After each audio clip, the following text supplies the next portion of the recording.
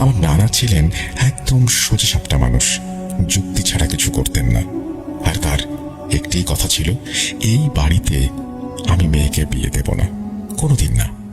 বাড়িটা দেখতে যেমন দারুণ, তেমনি ছেলেও ভালো, একজন ইঞ্জিনিয়ার, নামডাক আছে, পরিবারেও তার পরিচিতি মন্দ নয়। সবার মুখে হাসি, কিন্তু আমার নানার চোখে একটা চাপা উদ্বেগ। বিয়েতে তিনি উপস্থিত ছিলেন ঠিকই, কিন্তু মনটা যেন কোনো এক অজানা আশঙ্কায় ভার হয়েছিল। কিন্তু কে জানতো, সময় আর পরিস্থিতি এমন ভাবে ঘুরে দাঁড়াবে যে একদিন তিনি নিজেই সেই বাড়িতে খালার বিয়েতে রাজি হয়ে যাবেন। বিয়েটা ধুমধাম করেই হলো। সেজু খালার বিয়ে ঠিক হলো সেই ছেলের সাথে, যাকে নিয়ে এক সময় নানা কখনোই ভাবতেই চাননি। যৌতুক ধার্য করা হয় 20,000 টাকা। সেই সময়ে এই টাকার পরিমাণ ছিল অনেক। খালার বিয়ের পর খালু তাকে নিয়ে চলে গেলেন ঢাকার সাভারে। খালুর চাকরির সুবাদে ওইখানেই পোস্টিং ছিল তখন। জীবনটা ভালোই চলছিল, হয়তো খুবই ভালো।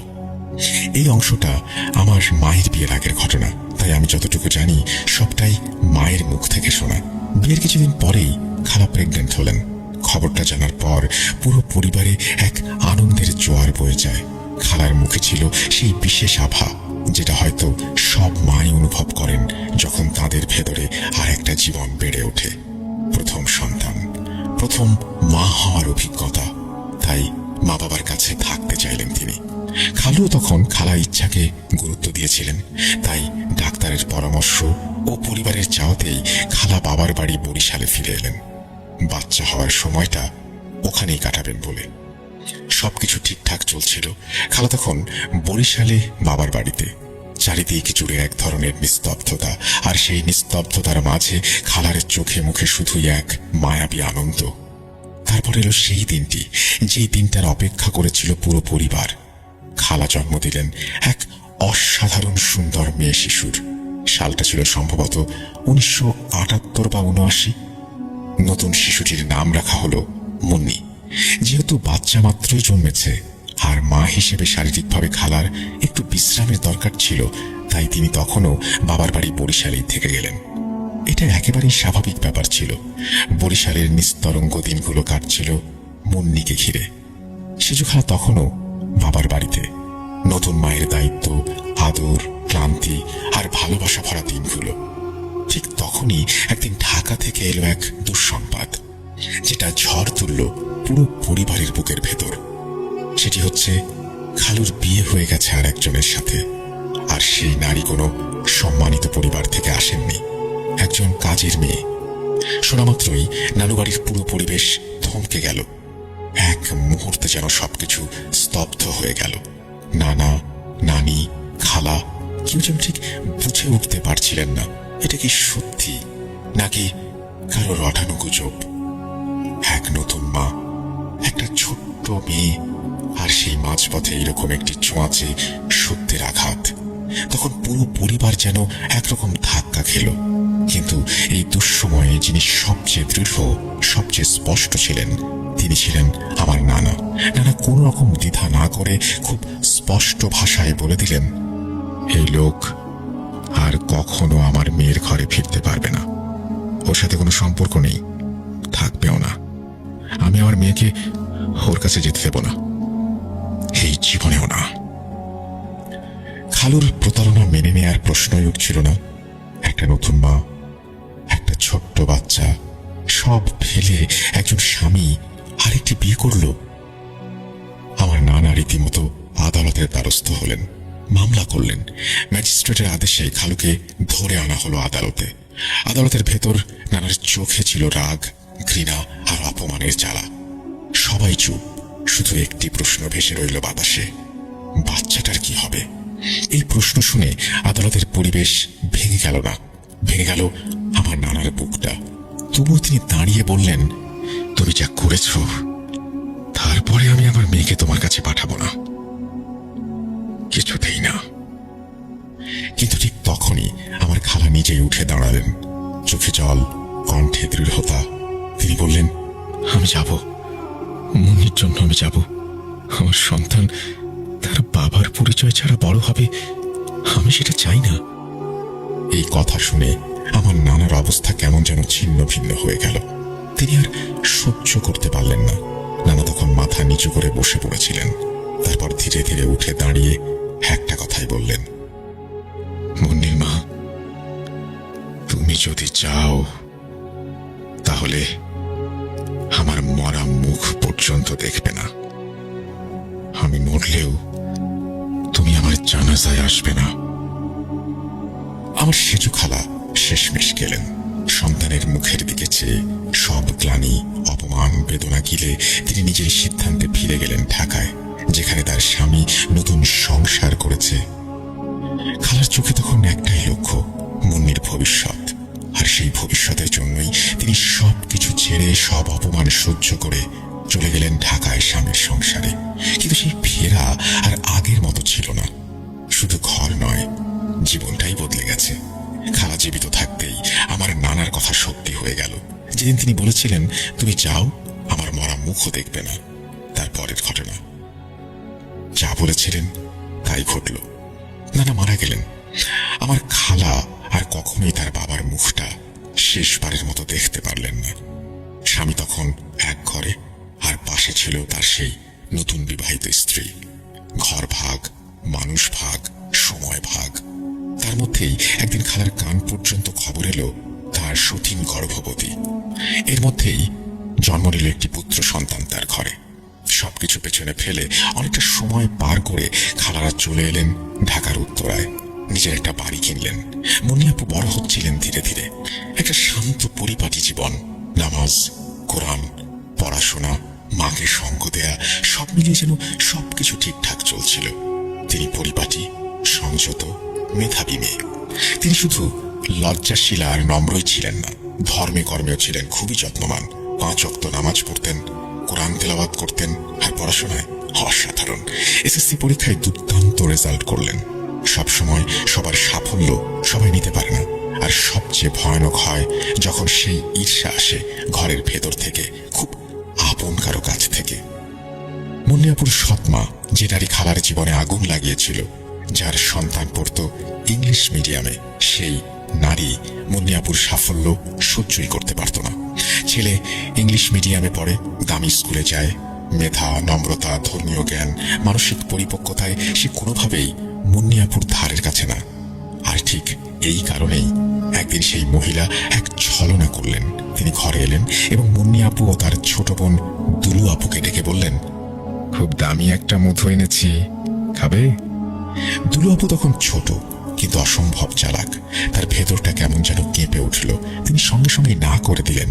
কিন্তু মুন্নিয়াপু, যিনি ছিলেন নামাজি, আল্লাহর উপর ভরসা করা একজন ধর্মভীরু মেয়ে, তিনি একটু ভাবলেন, তারপর বললেন, আল্লাহর নাম নিয়ে খাবো, কিছুই হবে না। ও যদি খারাপ কিছু দিয়েও থাকে, আমার রক্ষা হবে। আর সেখানেই ভয়াবহতার বীজটা ঢুকে গেল তার শরীরে। সকালবেলা নীরব শহরের ফাঁকে সূর্য উঠছে ধীরে ধীরে। মুন্নিয়াপু নামাজ পড়বেন বলে ঘুম থেকে উঠেছেন। ঘরের সবাই তখনও ঘুমে অচেতন। আপু একাই অজু করতে বাইরে গেলেন কলের কাছে। সেই সময়টুকু যেন শান্ত, এক নিস্তব্ধতা ঘিরে রেখেছিল চারপাশ। কিন্তু আপু যখন কলের সামনে দাঁড়িয়ে পানি নিতে গেলেন, তখনই তার চোখে পড়ল কেউ দাঁড়িয়ে আছে। না, মানুষ না, একটা অদ্ভুত ছায়া, কালো জামা পরা, যার দেহের নিচের অংশ মাটিতে আর মাথা উঁচুতে, যেন আকাশ ছুঁয়েছে। তিনি থমকে গেলেন। চোখে বিশ্বাস হলো না। ভুল দেখছেন না তো? ছায়াটা একটুও নড়ছে না, শুধু তাকিয়ে আছে। নিচ থেকে ওপর পর্যন্ত একটানা নীরব নিঃশ্বাসহীন ছায়া। মুন্নিয়াপু মুহূর্তেই বোঝেন এটা কোনো মানুষ না, এটা কোনো রকম দুঃস্বপ্ন নয়, এটা সত্যি। তিনি দৌড়ে ঘরে ঢুকে পড়েন, দরজা বন্ধ করে দেন। কয়েকদিন পর থেকেই মুন্নিয়াপুর আচরণে একটা অদ্ভুত পরিবর্তন লক্ষ্য করা যায়। প্রথমে বোঝা যাচ্ছিল না ঠিক কি হচ্ছে। একদিন তিনি চুপ করে বসে আছেন, সামনে খোলা বই, কিন্তু কিছু লিখছেন না। মা জিজ্ঞেস করলেন, মুন্নি, তুই পড়ছিস না কেন? তিনি শান্ত গলায় বললেন, মা, আমি কিছু দেখতে পাচ্ছি না, সবকিছু কেমন কালো মনে হচ্ছে, বর্ণ, শব্দ সব হারিয়ে যাচ্ছে। কেউ ভাবতে পারেনি এমন কিছু হতে পারে। সবকিছু হারিয়ে যাওয়ার মাঝেও মুন্নি আপু যেন একবার নিজের সমস্ত শক্তি এক করে তুলে ধরলেন। চোখে কিছুই দেখেন না, তবুও তিনি এসএসসি পরীক্ষা দিলেন। সেই পরীক্ষাগুলো যেখানে অন্যরা চোখে দেখে পড়ে লিখে তারপর পরীক্ষা দেয়, তিনি শুধু আল্লাহর নাম নিয়ে কলম ধরেছিলেন। আর হ্যাঁ, তিনি ভালো ফলও করেছিলেন, কিন্তু তারপর আর কিছুই আগের মতো থাকেনি। এরপর থেকে মুন্নি আপু ধীরে ধীরে বদলে যেতে লাগলেন। শরীরে নয়, মনে, চেতনায়, আত্মায়। বই খুললেই তিনি ছিঁড়ে ফেলতেন। খালা কিছু বুঝে উঠতে পারছিলেন না। একজন মেয়ের ভেতরে কি এমন বদল আসতে পারে? এমনকি কারো নামাজ পড়তে দেখলেও তিনি অস্থির হয়ে যেতেন। চোখ লাল, মুখে অদ্ভুত ভঙ্গি, আচরণ অস্বাভাবিক। এই সময়টায় মুন্নি আপু নিজের বাবা ছিলেন চুপ। নতুন সংসার, নতুন স্ত্রী, নতুন সন্তান, সব মিলিয়ে তিনি হয়তো নিজেই দূরে সরে গিয়েছিলেন ধীরে ধীরে। আমার বাবা, যিনি তখন আশেপাশে সবচেয়ে বুঝতার মানুষ ছিলেন, তিনি হাল ছাড়েননি। তিনি যা যা করা সম্ভব সবকিছু করেছেন। ডাক্তার দেখিয়েছেন, চোখের ডাক্তার, নিউরো, সাইকিয়াট্রিস্ট, কবিরাজের কাছেও নিয়ে গেছেন। তারা তাবিজ দিয়েছেন, ধোঁয়া দিয়েছেন, পানি পড়া দিয়েছেন, হুজুরও ডেকে এনেছেন যারা রুকাইয়া করে, কোরআনের আয়াতে ঝাড়ফুঁক করে, কিন্তু কিছুই কাজ করল না।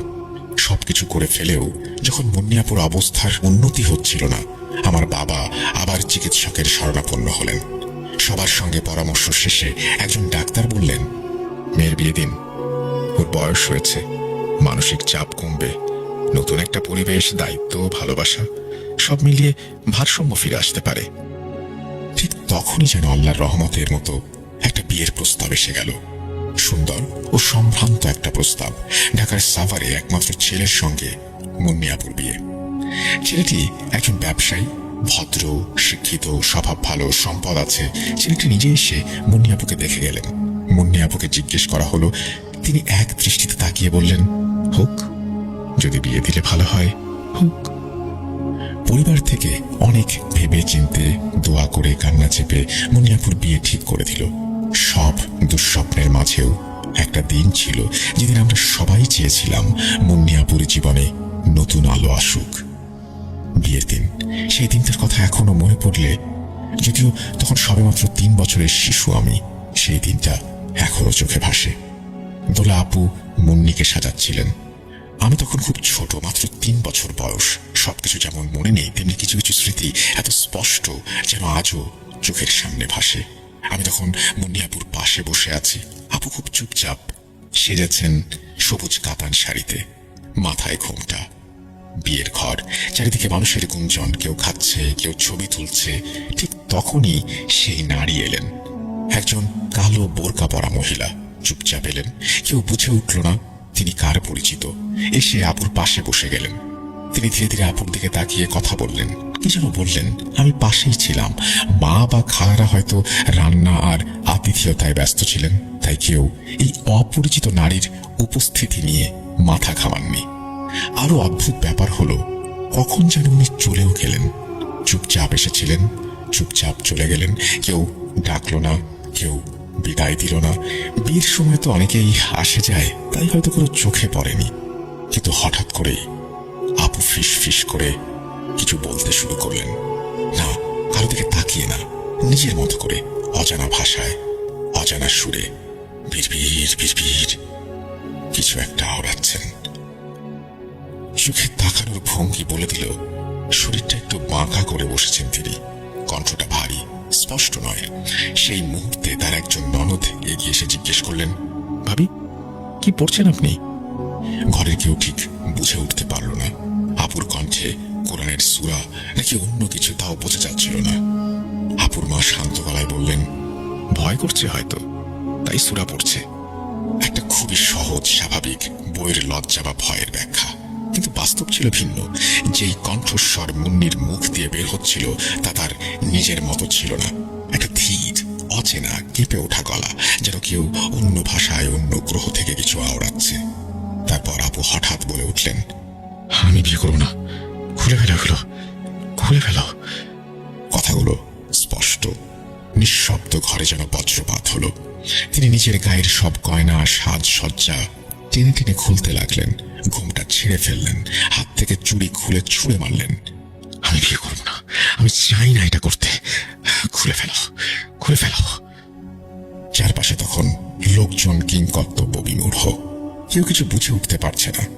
আপু তখনও বিড়বিড় করে কিছু একটা পড়ছিলেন।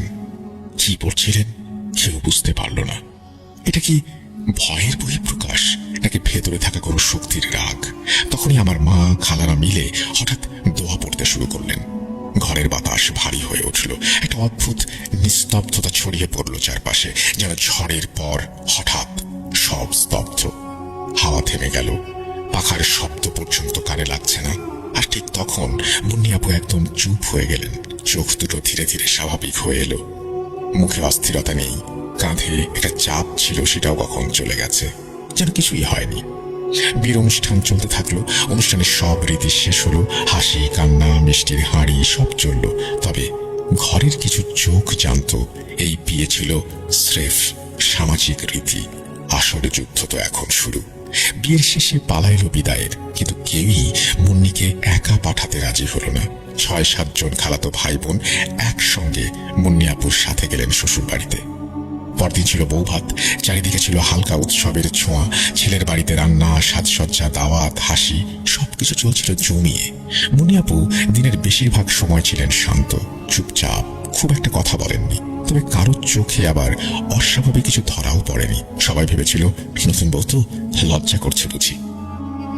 সন্ধ্যা থেকে যখন আওয়াজে ঘর গম গম করছিল, তখন ঘর একটুখানি করে সাজানো হচ্ছিল বাসরের জন্য। মুন্নি আপুকে বসানো হলো সেই রঙিন স্বপ্নের মতো খাটে। চুপচাপ, কাঁধ নিচু, মুখে কিছু নেই। বাড়ির সবাই তখনও আনন্দে মেতে আছে। কেউ খাচ্ছে, কেউ গল্প করছে, কেউ বউয়ের ছবি তুলছে। আর ঠিক তখন ভাইয়া অর্থাৎ আপুর স্বামী একাই ঢুকলেন বাসর ঘরে। ঘরে দরজা বন্ধ হলো, কিন্তু অনেকক্ষণ কেটে গেল। দরজা হঠাৎ খুলে গেল। ভাইয়া বেরিয়ে এলেন, কিন্তু তার চোখ লাল, মুখে ঘাম, চোখে যেন রাগ আর আতঙ্ক একসাথে গেঁথে গেছে। তিনি কোনো কথা না বলে সোজা বললেন, তোমরা কয়েকজন ভেতরে যাও, কথা বলো ওর সাথে। এই বলে খালাতো ভাই আমাদের ভাই বোনদের ডেকে ভেতরে পাঠালেন। ঘরের পরিবেশ মুহূর্তেই বদলে গেল। সবার মুখে চাপা উদ্বেগ, আনন্দ হাসির শব্দগুলো যেন এক মুহূর্তে থেমে গেল। খালাতো ভাই বোনেরা ভেতরে গেলেন, যেটা কিছুক্ষণ আগেও ছিল ফুলে মোড়া স্বপ্নের ঘর। ঘরে ঢুকেই সবাই থমকে গেলেন। মুন্নি আপু, যিনি কিছুক্ষণ আগেও নীরবে বসেছিলেন, এখন অদ্ভুত ভাবে চুপচাপ, চোখে ভয়, মুখে অসংলগ্ন কিছু। জিজ্ঞেস করা হলো, কি হয়েছে মুন্নি? কিছু উত্তর এলো। ভাষা ছিল শিউরে ওঠার মতো, অস্বাভাবিক বার্তা। আমি থাকবো না, আমি চলে যাব। আমি ওনারে বাবা ডেকেছি। খালাতো ভাই বোনেরা ভেতরে ছিলেন। তাদের ডাক শুনে এবার ভেতরে এলেন ভাইয়া ও তার পরিবারের লোকজন। তখনকার পরিবেশটা শান্ত না, উৎসুক না, ভয়ে মোড়া, এক ভারী নিস্তব্ধতায় ভরা। ঘরে ঢুকে সবাই শুনলেন ও দেখলেন ভাইয়া বললেন, আমি ওকে চর মেরেছি, না হলে বাবা ডাকছিল।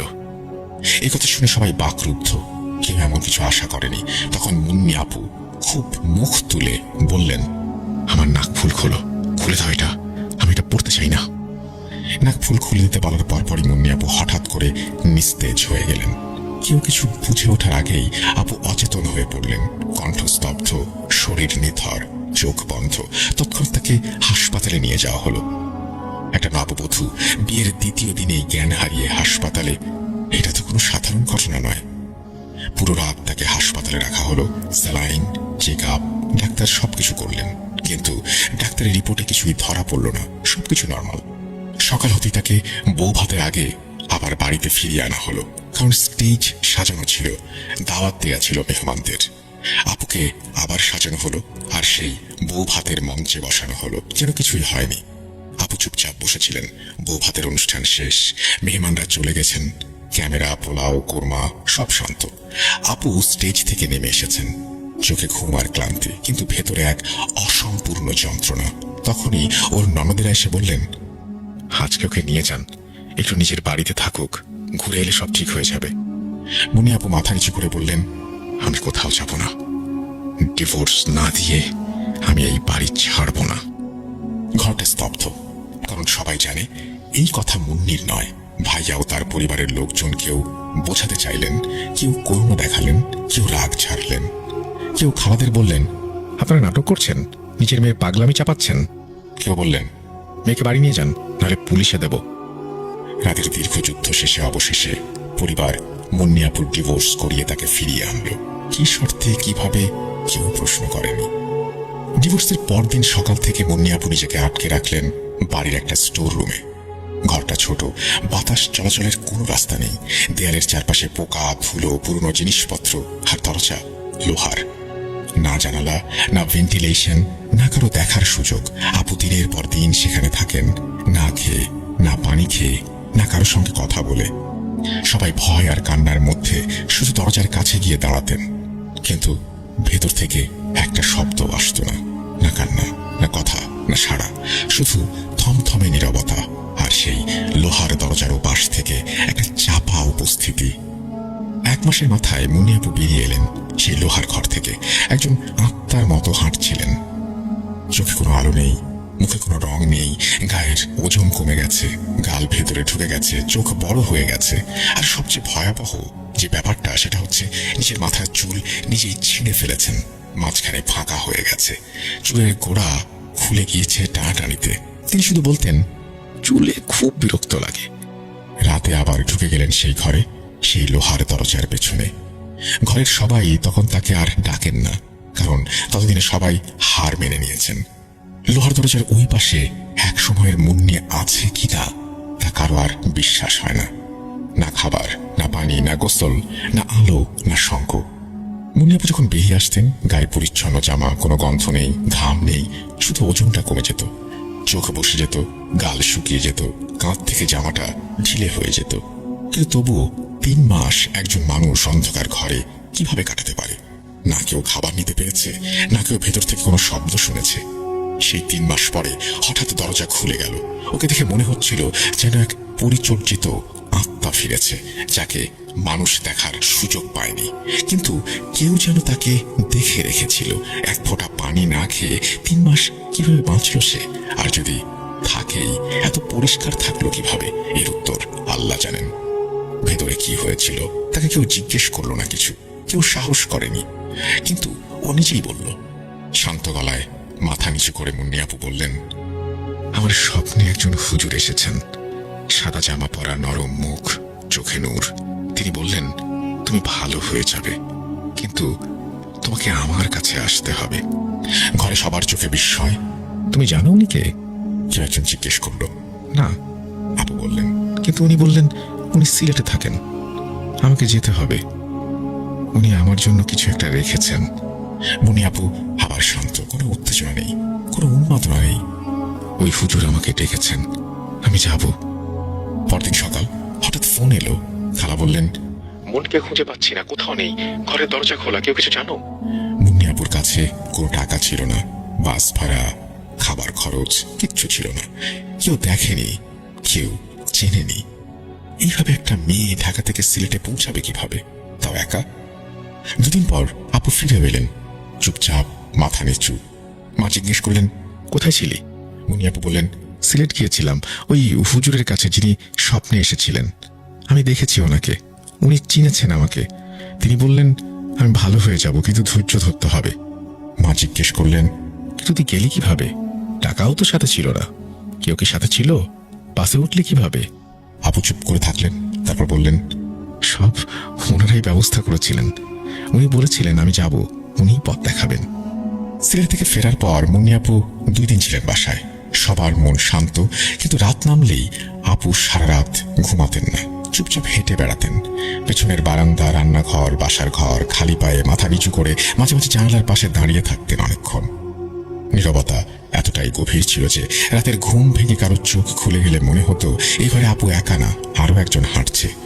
তারপর 3য় দিন সকালে আপু গিয়ে পৌঁছালেন উত্তরার সেই বাড়িতে। আর সেদিন রাতেই আবার সেই লোহার দরজার ঘরে ঢুকে পড়লেন। এভাবেই কেটে গেল 1টা বছর। এই 1 বছরে মুন্নিয়াপু মাত্র একবার বের হয়েছিলেন ঘর থেকে। মুন্নিয়াপুর বিয়েতে কমপক্ষে 2টি ক্যামেরা ছিল আমাদের পরিবারের পক্ষ থেকে। সেগুলো সবসময় স্ট্যান্ড বাই ছিল। হল থেকে ঘর পর্যন্ত, সাজানো থেকে বিদায় পর্যন্ত সব রেকর্ড করা। ছেলে পক্ষ থেকেও আরো কিছু ক্যামেরা ছিল। কিন্তু হঠাৎ খবর এলো, ভাইয়া আপুর প্রাক্তন স্বামী আরেকটি বিয়ে করেছেন। ওদের পরিবার জানতে চাইল, মুন্নি কেমন আছে, সবকিছু ঠিক আছে তো? তখন আমার খালাতো ভাই বললেন, আপনাদের তো ভিডিও আছে, ছবি আছে, আমাদের দেয়া যাবে? আর ঠিক তখনই ওদের পক্ষ থেকে জানানো হলো ভিডিও খোলা যাচ্ছে না, ফাইল খুললে সাদা স্ক্রিন আসে, ছবিগুলো হারিয়ে যায়। মুন্নিয়াপুর কোনো ছবি আসলে আসেনি। কখনো ওর মুখ ঝাপসা, কখনো ওকে ঘিরে আলো ফুটে উঠেছে, আবার কখনো পুরো ফাইলটাই ড্যামেজড। একমাত্র একটি ছবি পাওয়া গিয়েছিল, সেটাতে মুন্নিয়াপুর মুখটা একদম পুড়ে যাওয়া একটা মুখের মতো। কে ছবি মুছে দিল, কেন? কোনো জবাব নেই। এর মধ্যেই খালার আর এক মেয়ে দোলা আপুর বিয়ে ঠিক হলো। সবাই ব্যস্ত, সাজসজ্জা, নিমন্ত্রণ, রান্না। বিয়ের দিনে ঘরের সবাই একসাথে বারবার ডাকলো, ওর চাচি, চাচা, ফুপু, ভাই, কিন্তু একবারও সাড়া দিল না। ঘরের ভেতরটা ছিল চুপচাপ। জানলা দিয়ে আসা আলোটা ওর দরজার ফাঁক দিয়ে পড়ছিল, আর ভেতরে বসেছিল একটা নিঃশব্দ ছায়া ঢাকা সত্তা। মুন্নিয়াপু সেদিন বের হলেন না, কোনো শব্দ, কান্না, সাড়া কিছুই করলেন না। দোলাপুর বিয়ের 1 মাস পেরিয়ে গেছে। মুন্নিয়াপু আবার ঘরের সেই লোহার দরজা ঠেলে বের হলেন, কিন্তু এইবার ছিলেন ক্লান্ত, অসুস্থ, কম্পমান। দোলাপু তখন তাকে দেখা মাত্র জিজ্ঞেস করলেন, কি হয়েছে মুন্নি, তুই কেমন আছিস? মুন্নিয়াপু ধীরে ধীরে তাকালেন। আমার খুব খারাপ লাগছে দোলা, খুব খারাপ। তারপর হঠাৎ বমি শুরু হয়ে গেল, নিঃশ্বাস ভারী, শরীর কাঁপছে, ঠান্ডা ঘাম। 2-3 দিন এমন চলার পর শেষমেশ তিনি গেলেন এক পরিচিত বিশ্বাসযোগ্য ডাক্তার দেখাতে। আপনারা হয়তো ভাবছিলেন ওর শরীর খারাপ, গ্যাস্ট্রিক ইনফেকশন, কিছু একটা, চিকিৎসায় ঠিক হয়ে যাবে। কিন্তু যা জানা গেল তা শুধু অবাক করেনি আমাদের। বুকের ভেতর যেন একটা শূন্য বিস্ফোরণও ঘটিয়ে দিয়েছে। ডাক্তার মুখ নিচু করে রিপোর্ট দেখতে দেখতে বললেন, আপনার বোন, উনি সন্তান সম্ভবা। কেউ বিশ্বাস করতে পারছিলেন না, কেউ বলতেও পারছিলেন না কিছু। তখনও প্রশ্ন উঠল, কিভাবে? আমি জানি না, আমি কিছুই মনে করতে পারছি না, আমি কোথায় ছিলাম, বললেন মুন্নিয়াপু। ফ্যামিলি সিদ্ধান্ত নিল বাচ্চাটাকে কোনোভাবেই পৃথিবীতে আসতে দেয়া যাবে না। মুন্নিয়াপু ভেঙে পড়লেন। আমার বাবা, যিনি শুরু থেকে মুন্নিয়াপুর পাশে ছিলেন, যিনি ডাক্তার, কবিরাজ, হুজুর, রুকাইয়া সবকিছু করেছেন, তিনি একদিন খবর পান একজন হুজুর আছে যিনি অনেক কিছু জানেন। এমন হুজুর পাওয়া মানে শেষ আসার আলো। আল্লাহর বান্দা, কোরআনের বাহক মুন্নিয়াপুকে আবার আমাদের বাসায় নিয়ে আসা হলো। হুজুর মুখ নিচু করে চুপ করেছিলেন, তারপর ধীরে ধীরে মাথা নেড়ে শুধু বললেন, আমি ওর সামনে বসবো না, কারণ আমি জানি এটা কিসের, এটা কার দ্বারা কিভাবে এসেছে আমি জানি, এবং এটা যাবে না। এই জিনিসের একটাই সমাধান আছে, মৃত্যু। যতদিন বেঁচে থাকবে এটা ওর ভেতরে থাকবে। অনেকবার চেষ্টা হয়েছে, দোয়া, চিকিৎসা, হুজুর, ভরসা, ভালোবাসা, কিন্তু মুন্নিয়াপু কোনোদিন আর মুন্নি হয়ে ফিরে আসেননি। দিন কাটতে লাগলো, তিনি আর কথা বলেন না। মাঝে মাঝে কিছু বলেন, সেটা অবুঝ ভাষায়, অচেনা চোখে তাকিয়ে। তিনি 2 বার নিজের জীবন শেষ করার চেষ্টা করেছেন, কিন্তু 3য়-বারে কেউ তাকে থামাতে পারেনি।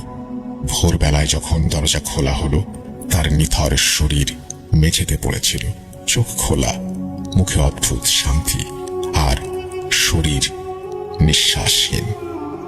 27 রমজান, এক পবিত্র রাত। আল্লাহর ঘর গম গম করছিল জিকিরে, দোয়ায়, মাফ চাওয়ায়। আর সেই রাতেই মুন্নিয়াপু পৃথিবী ছেড়ে চলে গিয়েছিলেন। তার ঠোঁটে লেগেছিল হালকা হাসি। মরদেহ প্রস্তুত হচ্ছিল কাফনের জন্য, আর ঠিক তখনই আকাশ থেকে যেন নেমে এলো কাকের দল।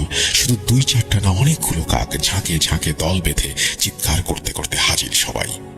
ঘরে ছিল একটি বেড়াল, যেটিকে মুন্নিয়াপু মাঝে মাঝে খাবার দিতেন। সেই বেড়ালটাও সেদিন ঘরের এক কোণায় বসে কাঁপছিল। আর কাকগুলো, ওদের চোখে আলো ছিল না, কিন্তু বোঝা যাচ্ছিল ওরা শুধু দেখতে নয়, বুঝতে আর অনুসরণ করতে এসেছে।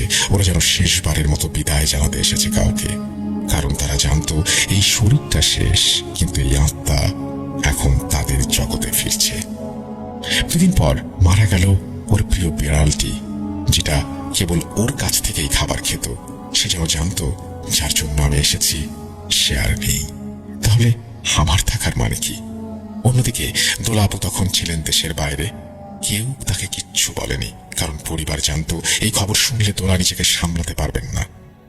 কিন্তু ঠিক তখন দোলাপু বারবার ফোন দিতে লাগলেন, অস্থির হয়ে উঠলেন, কারণ তিনি মুন্নিকে নিজের বাসায় দেখেছেন। তিনি বললেন, মুন্নি বসে আছে আমার মেয়ের পাশে। বাবা ফোনটা হাতে তুলে নিয়ে ধীরে বললেন, মুন্নি আর নেই মা। এই ছিল ঘটনা। যদি ঘটনাটি ভালো লাগে অবশ্যই আমাদের জানাবেন।